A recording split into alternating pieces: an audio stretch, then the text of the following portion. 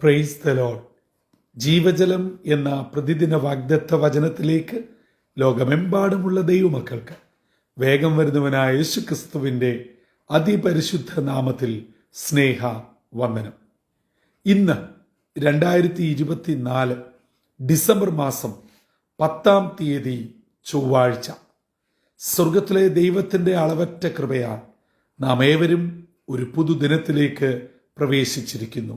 ഈ ദിനം സന്തോഷത്തിൻ്റെയും അനുഗ്രഹത്തിൻ്റെയും നന്മയുടെയും ദിനമായി തീരട്ടെ എന്നുള്ള പ്രാർത്ഥനയോടെ ഇന്നത്തെ വാഗ്ദത്ത വചനത്തിലേക്ക് പ്രവേശിക്കാം. ഇന്ന് ജീവജലത്തിൽ കൂടി പ്രോമിസ് വേഴ്സായി നമുക്ക് ലഭിച്ചിരിക്കുന്നത് ശമൂവേൽ പ്രവാചകന്റെ 1-ാം പുസ്തകം 1-ാം അധ്യായം 25-ാം വാക്യം.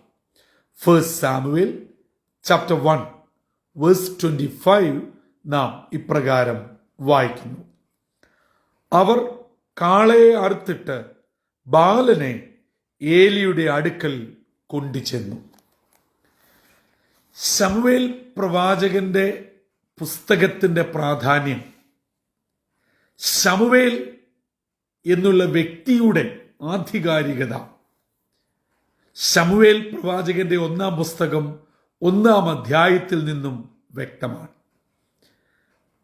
ശമൂവേൽ ബാലന്റെ ജനനത്തെ സംബന്ധിച്ചുള്ള സകല സംഭവങ്ങളും ക്രൈസ്തവ ലോകത്തിന് സുപരിചിതമാണ്.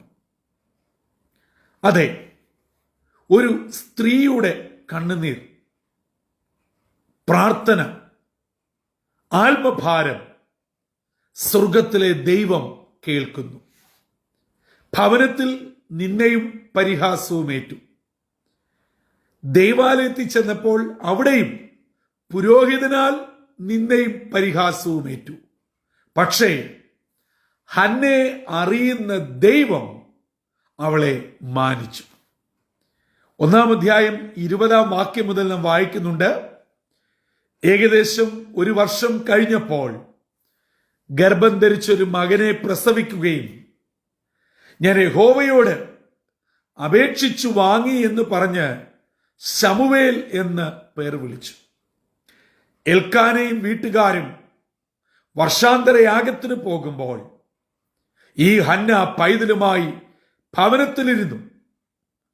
കുഞ്ഞിനെ ദൈവത്തിന് ദൈവാലയത്തിൽ സമർപ്പിക്കുവാൻ തീരുമാനിച്ച അവൻ അതിന് തക്കതായ പ്രായം, അവന്റെ മുലകുടി കഴിയുമ്പോൾ ദേവാലയത്തിൽ കൊണ്ടുപോകാം എന്നുള്ള തീരുമാനത്തിൽ ഇരിക്കുകയും അങ്ങനെ ശമൂവേൽ ബാലന്റെ മുലകുടി കഴിഞ്ഞു.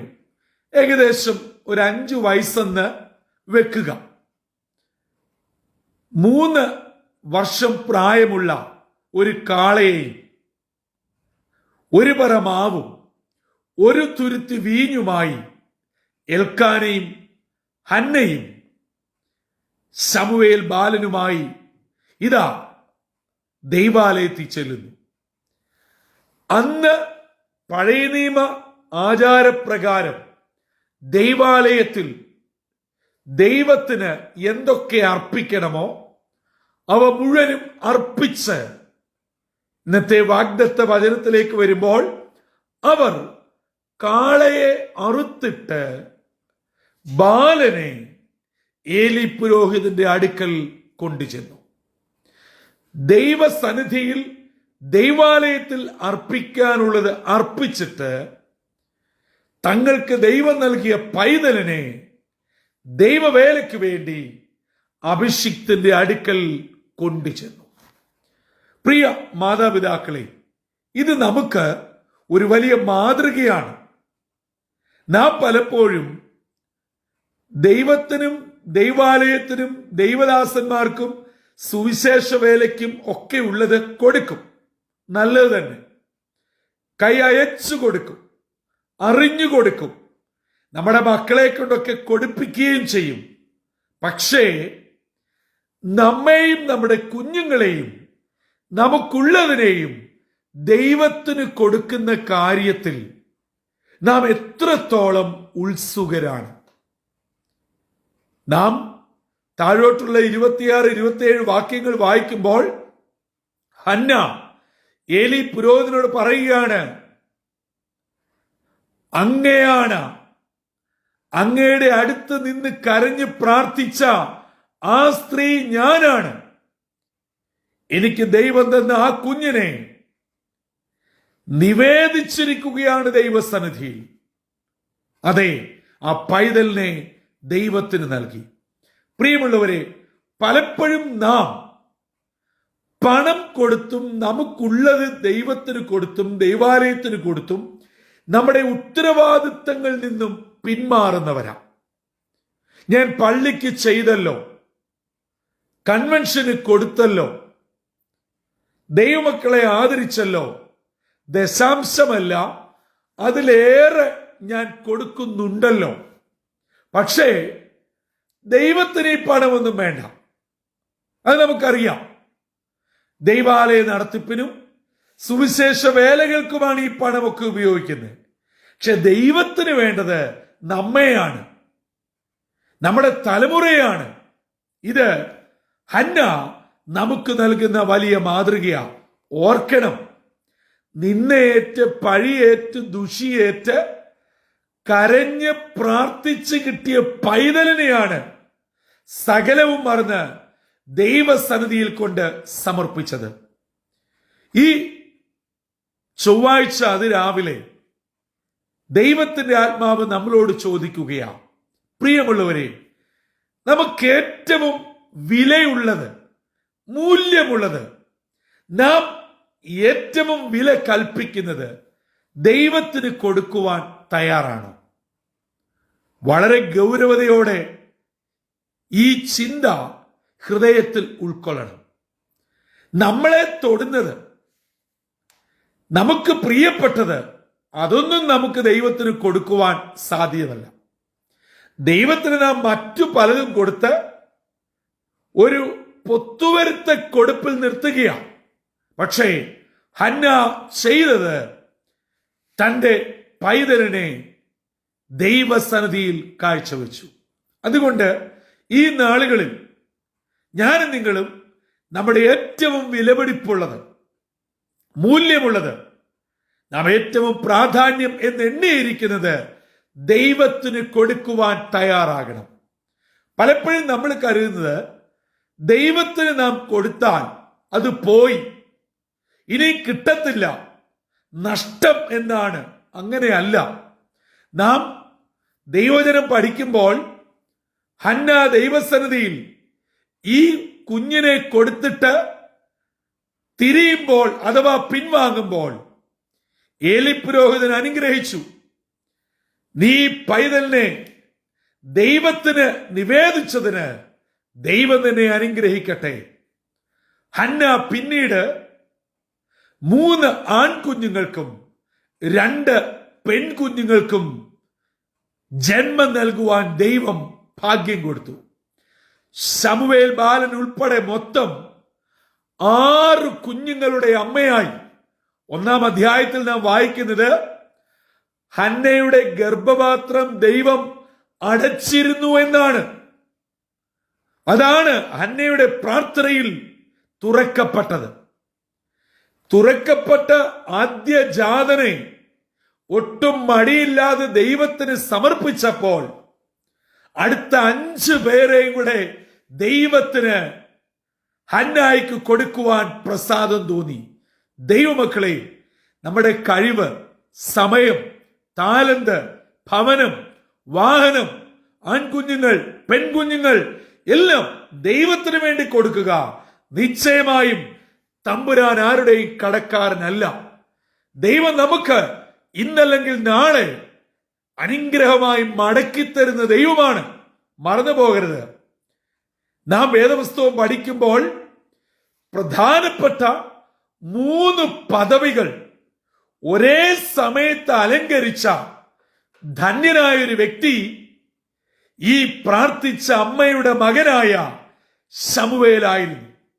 അതെ, ഒരേ സമയത്ത് ശമൂവേൽ ന്യായാധിപനായും പ്രവാചകനായും പുരോഹിതനായും സേവനമനുഷ്ഠിപ്പാൻ ദൈവം കൃപ നൽകി. മാത്രമോ ഇസ്രായേൽ ജനതയുടെ ചരിത്രത്തിൽ ഒന്നാമത്തെ രാജാവായ ശൗലിനെയും രണ്ടാമത്തെ രാജാവായ ദാവീദിനെയും അഭിഷേകം ചെയ്ത് രാജസ്ഥാനത്തേക്ക് ആനയിക്കുവാൻ ദൈവം ഈ ശമൂവേലിന് ഭാഗ്യം നൽകി. ഇതിപ്പരം എന്ത് ഔന്നിത്യമാണ് ലഭിക്കുവാനുള്ളത്? ഓർക്കുക, നമ്മൾ പിടിച്ചു വെക്കും തോറും നമ്മുടെ അനുഗ്രഹങ്ങൾ കുറയുകയാണ്. പ്രിയമുള്ളവരെ, ദൈവത്തിന് വേണ്ടി കൊടുക്കുവാൻ അത് പണമാണെന്ന് മാത്രം തെറ്റിദ്ധരിക്കരുത്. ഞാൻ പറഞ്ഞുവല്ലോ, നമ്മുടെ സമയം ദൈവത്തിന് കൊടുക്കണം. നമ്മുടെ കഴിവ്, താലന്ത്, ദൈവം നൽകിയ വാഹനം, ഭവനം, കുഞ്ഞുങ്ങൾ എല്ലാം ദൈവത്തിന് കൊടുക്കണം. ഞാൻ ജീവജലത്തിൽ ആവർത്തിച്ച് പറയാറുണ്ട്, ഒരു ദിവസം കുറഞ്ഞത് പല സന്ദർഭങ്ങളിലായി 3 മണിക്കൂറെങ്കിലും സോഷ്യൽ മീഡിയയിൽ വിവിധങ്ങളായി ചെലവഴിക്കുമ്പോൾ, മൊബൈലിന്റെ മുമ്പിൽ കുത്തിയിരിക്കുമ്പോൾ എത്ര നേരം വേദപുസ്തകം വായിക്കുന്നു, പ്രാർത്ഥിക്കുന്നു, കുടുംബ പ്രാർത്ഥനയിൽ പങ്കെടുക്കുന്നു, ആരാധനകളിൽ, കൂട്ടായ്മകളിൽ പങ്കുചേരുന്നു. ഒരു വർഷത്തിന്റെ അന്ത്യയിലേക്ക് നാം എത്തുകയാണ്.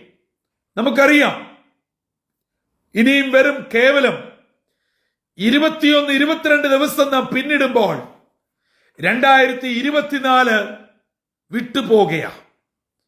കഴിഞ്ഞ നാളുകളിലേക്കൊന്ന് പിന്തിരിയാം.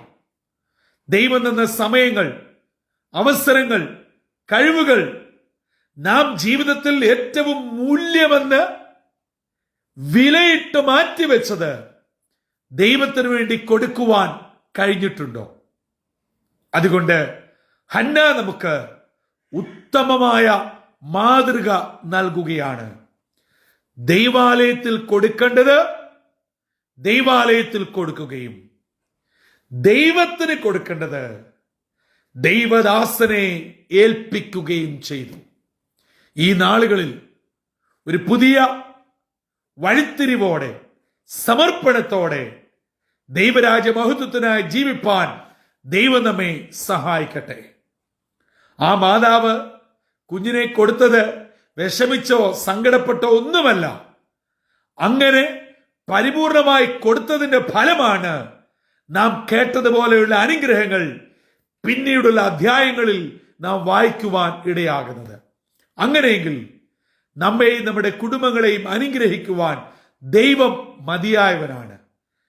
കണക്ക് നോക്കാതെ, പിറുപിറുക്കാതെ, പിശുക്കാതെ, ഒട്ടും മടിക്കാതെ നമ്മെ തന്നെ ദൈവത്തിന്, ദൈവവേലയ്ക്ക്, ദൈവരാജ്യത്തിന് വിട്ടുകൊടുക്കാം. തമ്പുരാൻ നമ്മെ സ്വീകരിക്കട്ടെ, അനുഗ്രഹിക്കട്ടെ, മാനിക്കട്ടെ. ഉന്നതമായ മേഖലകളിൽ കർത്താവ് നമ്മളെ ഉപയോഗിക്കട്ടെ.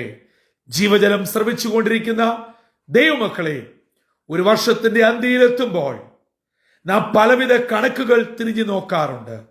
കഴിഞ്ഞ ഒരു വർഷത്തെ നമ്മുടെ ഫിനാൻസ് റിപ്പോർട്ട്, നമ്മുടെ പല മേഖലകളിലുള്ള ഗ്രാഫുകൾ, ആ സ്ഥാനത്ത് നമ്മുടെ ആത്മീയ ഗ്രാഫ് നമുക്ക് നോക്കാം. നാം എത്രത്തോളം വേദപുസ്തകം വായിച്ചു, ആരാധനയിൽ പങ്കുചേർന്നു, മറ്റുള്ളവർക്ക് വേണ്ടി ഇടിവിൽ നിന്ന് പ്രാർത്ഥിച്ചു, നമുക്ക് ലഭിക്കപ്പെട്ട അവസരങ്ങൾ ദൈവത്തിന് വേണ്ടി, ദൈവനാമ മഹത്വത്തിന് വേണ്ടി ഉപയോഗിച്ചു. മറക്കരുത്, ഇതിനൊക്കെ നാം കണക്ക് കൊടുക്കേണ്ടവരാണ്. അർഹതയില്ലാത്ത സ്ഥാനങ്ങളിൽ ദൈവം നമ്മെ ഇരുത്തുകയും ഉയർത്തുകയും മാനിക്കുകയും നമുക്കൊരിക്കലും ലഭിക്കുവാൻ ഒരു യോഗ്യതയുമില്ലാത്ത പലതും ദൈവം നമുക്ക് നൽകി. അതിനൊക്കെ നന്ദിയുള്ളവരായി മാത്രം തീരാതെ ദൈവത്തിനും ദൈവനാമ മഹത്വത്തിനു വേണ്ടി അത് ഉപയോഗിക്കുവാനും മറക്കരുത്. അതെ, ഇന്നത്തെ വാഗ്ദത്ത വചനം നമ്മളോട് വളരെ ഹൃദ്യമായി പറയുന്നു. അവർ കാളയെ അറുത്തിട്ട് ബാലനെ പുരോഹിതന്റെ അടുക്കൽ കൊണ്ടുചെന്നു. ദൈവത്തിന് കൊടുക്കേണ്ടത് മടിക്കാതെ തുറന്ന മനസ്സോടെ കൊടുക്കുകയും ദൈവരാജ്യത്തിനു വേണ്ടി ഓടുകയും ചെയ്യുവാൻ സർവശക്തനായ ദൈവം നമ്മെ ഏവരെയും ഇടയാക്കട്ടെ. അതിന് ഇന്നത്തെ വാഗ്ദത്ത വചനം നമ്മെ ഓരോരുത്തരെയും സജ്ജമാക്കുകയും ചെയ്യട്ടെ. തലകളെ വണക്കാം, പ്രാർത്ഥിക്കാം. കാരുണ്യവാനായ ദൈവമേ, സ്വർഗീയ പിതാവേ, അനുഗ്രഹമേറിയ പുതിയൊരു പകലും കൂടെ ഞങ്ങളുടെ ജീവിതത്തിൽ നൽകിയല്ലോ. എൽക്കാനയും ഹന്നയും ദൈവസന്നിധിയിൽ ചെയ്ത അനുഗ്രഹിക്കപ്പെട്ട പ്രവൃത്തി ഇന്ന് ഞങ്ങളെ കേൾപ്പിച്ചതിനായി സ്തോത്രം. അവര് പ്രാർത്ഥിച്ച് ലഭിക്കപ്പെട്ട ആദ്യജാതനെ ദൈവത്തിന്, ദൈവാലയത്തിന് വേണ്ടുന്ന എല്ലാ ക്രമീകരണങ്ങളും കൂടെ സമർപ്പിക്കുകയും പൈതലിനെ ദൈവവേലയ്ക്കായി ദൈവിക പുരോഹിതന്റെ മുമ്പിൽ നിവേദ്യമായി ഏൽപ്പിക്കുകയും ചെയ്ത് ഞങ്ങൾ കേട്ടുവല്ലോ. ഞങ്ങളുടെ ജീവിതത്തിൽ ഏറ്റവും വിലയെന്ന് കരുതുന്നത്, ഞങ്ങൾ പ്രയോറിറ്റി ലിസ്റ്റിൽ എഴുതുന്നത് ദൈവത്തിന് കൊടുക്കുവാൻ ഞങ്ങളെ ഒരുക്കണമേ. ദൈവരാജ്യത്തിന് വേണ്ടി പ്രവർത്തിപ്പാൻ ഞങ്ങളെ സഹായിക്കണമേ. ഞങ്ങൾ ഇനി അനുഭവിക്കുന്ന സകല നന്മകളും ദൈവത്തിന് ദാനം മാത്രമാണെന്ന് തിരിച്ചറിഞ്ഞുകൊണ്ട് സകലവും ദൈവത്തിൽ അർപ്പിക്കുവാൻ ഞങ്ങളെ ഒരുക്കണം. ദൈവജനം കേൾക്കുന്ന എല്ലാ നിന്റെ മക്കൾക്കായും സ്തോത്രം. കഴിഞ്ഞൊരു വർഷത്തിലേക്ക് ഞങ്ങൾ തിരിഞ്ഞു നോക്കുമ്പോൾ കുറവുകൾ, വീഴ്ചകൾ, പോരായ്മകൾ, അപാകതകളൊക്കെ സംഭവിച്ചത് പരിപൂർണമായി ഏറ്റുപറഞ്ഞുപേക്ഷിച്ച് പുതു തീരുമാനത്തോടെ ഹന്നയെപ്പോലെ സമർപ്പിക്കുവാൻ ഞങ്ങളെ അവിടുന്ന് ഒരുക്കണം. എല്ലാ നന്മകളാലും അനുഗ്രഹം ഞങ്ങളെ നിറയ്ക്കണം. യേശുവിൻ നാമത്തിൽ അപേക്ഷിക്കുന്നു, കൃപയോടെ കേൾക്കുമാറാകണമേ. ആമീൻ, ആമീൻ, ആമീൻ. പ്രിയ ദൈവമക്കളെ, ഇന്ന് നാം ഹന്നയുടെ ജീവിതത്തിലെ വളരെ ഉദാത്തമായ മാതൃക വായിക്കുവാനും കേൾക്കുവാനും ഇടയായി. ദൈവത്തിന്, ദൈവാലയത്തിന്, ദൈവമക്കൾക്ക്, ദൈവരാജ്യത്തിന്, സുവിശേഷ വേലയ്ക്ക് ചെയ്ത് തൃപ്തിയടഞ്ഞ് സ്തോത്രം പറഞ്ഞ് ഭവനത്തിൽ മടങ്ങാതെ നമ്മെ തന്നെ നമ്മുടെ ജീവിതത്തിലെ ഏറ്റവും വിലയുള്ളതും ദൈവത്തിന് കൊടുക്കുന്ന കാര്യത്തിൽ എത്രത്തോളം ശുഷ്കാന്തിയുള്ളവരായിരിക്കണമെന്ന് ഇന്നത്തെ വചനം നമ്മെ പഠിപ്പിച്ചു. ആകയാൽ ആ ഒരു വലിയ വെല്ലുവിളി സ്തോത്രത്തോടെ സ്വീകരിച്ച് നാം ഏറ്റവും വില കൽപ്പിക്കുന്നത് ദൈവത്തിന് കൊടുത്ത് അതിലൂടെ ദൈവത്തിനും സമൂഹത്തിനും രാഷ്ട്രത്തിനും ദൈവരാജ്യത്തിനും അനുഗ്രഹിക്കപ്പെട്ടവരായി തീരുവാൻ കർത്താവ് നമ്മളെ സഹായിക്കട്ടെ. അതിന് ഇന്നത്തെ വാഗ്ദത്ത വചനത്തിൽ കൂടെ ആഹ്വാനം നമുക്ക് ഓരോരുത്തർക്കും ഏറ്റെടുത്ത് ഹന്നയെ പോലെ ദൈവം അംഗീകരിക്കുന്ന നന്മ പ്രവൃത്തിക്കായി ഒരുങ്ങാം. അതിന് ദൈവത്തിന്റെ പരിശുദ്ധാത്മാവ് നമ്മെ ഏവരെയും സഹായിക്കട്ടെ. കർത്തൃ ശുശ്രൂഷയിൽ നിങ്ങൾക്കൊപ്പം brother Santhosh Kodukulanji. God bless you all.